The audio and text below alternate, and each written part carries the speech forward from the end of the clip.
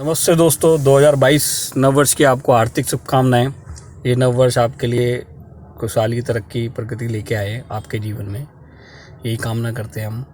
आज मैं एक इम्पॉर्टेंट टॉपिक आपसे डिस्कस करना चाहूँगा, रूल ऑफ प्रूडेंस और रूल ऑफ लॉ। एक छोटे से एग्जांपल के तौर पे समझते हैं रूल ऑफ प्रूडेंस और रूल ऑफ लॉ है क्या। जैसे कि आपने देखा था कि हमारे देश में लॉकडाउन लगा था, जब हमारे माननीय प्रधानमंत्री जी ने घोषणा की थी कि संपूर्ण लॉकडाउन पूरे देश में लग गया है। तो उसके बाद काम धंधे एकदम से बंद हो गए थे, रोज़गार एकदम से ठप हो गया था। तो यहाँ से लोग अपने घर जाने लगे थे। आपने देखा होगा दिल्ली से कई लोग बिहार, यूपी, अन्य राज्यों में हमारे भाई बहन जाने लगे। तो वो क्या रूल को ब्रेक कर रहे थे? वो क्या उनके ऊपर क्या एफआईआर होनी चाहिए थी?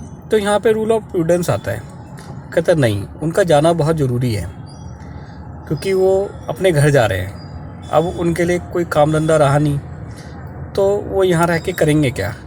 और वो इस समय ऐसी घड़ी में उनको अपने घर के साथ होना चाहिए, तो यहाँ पे एफआईआर नहीं होनी चाहिए। तो रूल ऑफ प्रूडेंस एक सजेशन का काम करता है। रूल ऑफ प्रूडेंस बताता है कि क्या रीज़न है इसके पीछे।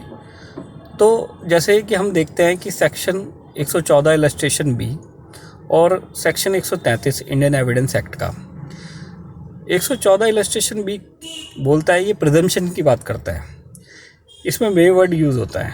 ये रूल ऑफ प्रूडेंस की बात करता है। 133 बी डिक्लेरेशन की बात करता है, इसमें शैल वर्ड यूज़ होता है। ये रूल ऑफ लॉ की बात करता है। जैसे एग्जाम्पल के तौर पर समझेंगे, दो दोस्त थे, वो आपस में बात कर रहे थे, वो डिस्कस कर रहे थे कि भाई, या प्लान कर रहे थे कि भाई हमें ऐसे लूटपाट करनी चाहिए, ऐसे करनी चाहिए। इसी मीन टाइम में उनके 3 दोस्त और आ जाते हैं, तो वो उनकी बात सुन लेते हैं दोनों की। तो वो कहते हैं कि भाई क्या डिस्कस कर रहे हो, ऐसे चोरी करोगे, वैसे करोगे, ऐसे लूटपाट करोगे? तो वो कहते हैं कि नहीं ऐसे करेंगे हम। तो वो प्लान कर लेते हैं, कॉमन इंटेंशन रहती है, वो एक प्री प्लान कर लेते हैं। उसके बाद वो एक वारदात को अंजाम दे देते हैं और डकैती कर देते हैं। अब एफआईआर होती है, इन्वेस्टिगेशन होती है, उनकी अरेस्टिंग होती है, अरेस्ट मेमो बनता है, रिकवरी होती है, डिस्क्लोज स्टेटमेंट होती है। अब उन दोनों को पता लगता है, यार ये तो हम गलत फंस गए, हमारा तो इसमें कोई रोल ही नहीं था। अब इन तीनों के खिलाफ हम गवाही देंगे। वो अप्रूवर बन जाते हैं, सरकारी गवाह बन जाते हैं। अब 133 सेक्शन क्या बोलता है कि complete is a competent witness. अगर उसकी स्टेटमेंट कॉरोबोरेट भी ना हो पाए तब भी कन्विक्शन हो जाएगी।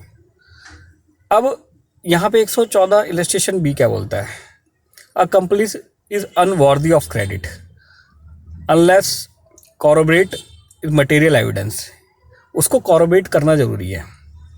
तो यहाँ पे रूल ऑफ प्रूडेंस भी यही बात बोलता है कि अगर आप विदाउट कॉरोबोरेट कन्विक्ट कोई पर्सन हो जाएगा, कोई एक्यूज़, और कोई एक्यूज़ की स्टेटमेंट पे वो सरकारी गवाह बन गया, प्रूवर बन गया, तो ये अनजस्टिस होगा, ये डेंजर होगा।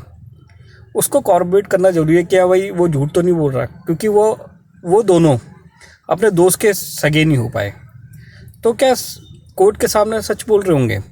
तो उनकी स्टेटमेंट को कॉर्पोरेट जरूर करना चाहिए और करना पड़ेगा। ये रूल ऑफ प्रूडेंस बोलता है कि अनजस्टिस किसी के साथ ना हो। तो इसमें 3-4 जजमेंट है, जैसे भुवनी साहू वर्सेस किंग, और Ravinder Singh versus state of Haryana, Nathu versus state of UP, अन्य बहुत सारी जजमेंट हैं। तो Nathu versus state of UP में तो ये भी बोला गया कन्फेशन ऑफ द क्यूक is not evidence. Ravinder Singh की जजमेंट में ये बोला गया कॉरोबोरेट, विदाउट कॉरोबोरेट कन्विक्शन हो गया। तो उसके 3 पॉइंट हैं, तो वो आप पढ़ेंगे रविंदर सिंह की जजमेंट में, और बहुत अच्छी जजमेंट है। तो रूल ऑफ प्रूडेंस और रूल ऑफ लॉ को बताने का मेरा ये एक छोटा सा मेरा ओपिनियन था, और ये बहुत इंपॉर्टेंट टॉपिक है और हमारे प्रैक्टिस में भी बहुत यूज़ होता है।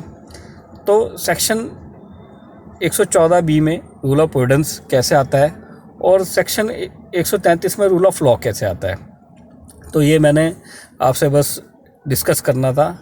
और आगे भी ऐसे छोटे छोटे टॉपिक मैं लाता रहूँगा और आपसे शेयर करता रहूँगा। राधे राधे।